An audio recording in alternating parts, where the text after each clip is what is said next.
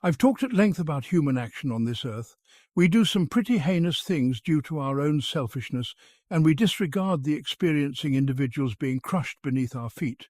This disregard leads to practices which obliterate instead of sustainably farming resources. What could possibly make things worse? More of us. Like a cancer, not only do humans carelessly torture and destroy almost everything they touch, but they also multiply rapidly. Like a virus, we take what is and turn it into more of ourselves. Think of a forest landscape turning into a metropolis city after some years.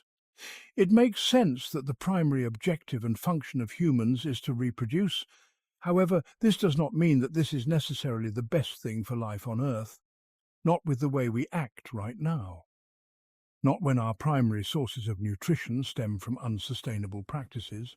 I'm not saying that humans are somehow counter-nature. I'm saying the system we've set up is, in practice, anti-nature. I'm not saying that humans reproducing is a bad thing. It's the perpetuation of our race. It is a great thing.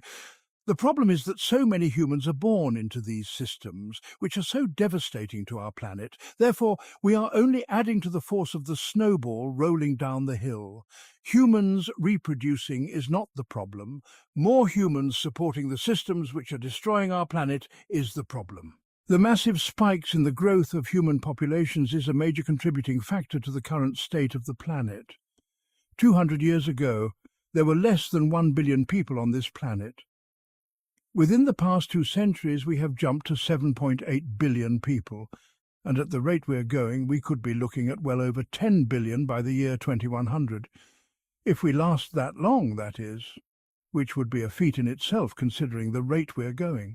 As if to add insult to injury, while our standard practices for gathering are generally unsustainable and frequently cruel, we are constantly multiplying, which results in a greater demand for living essentials. As the snowball is already barreling down the hill out of our control, we add more and more snow to it.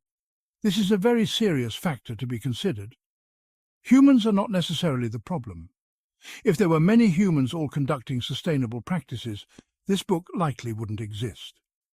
But because the practices we do are unsustainable and we are ever increasing the demand, we only exaggerate and amplify the factors against us.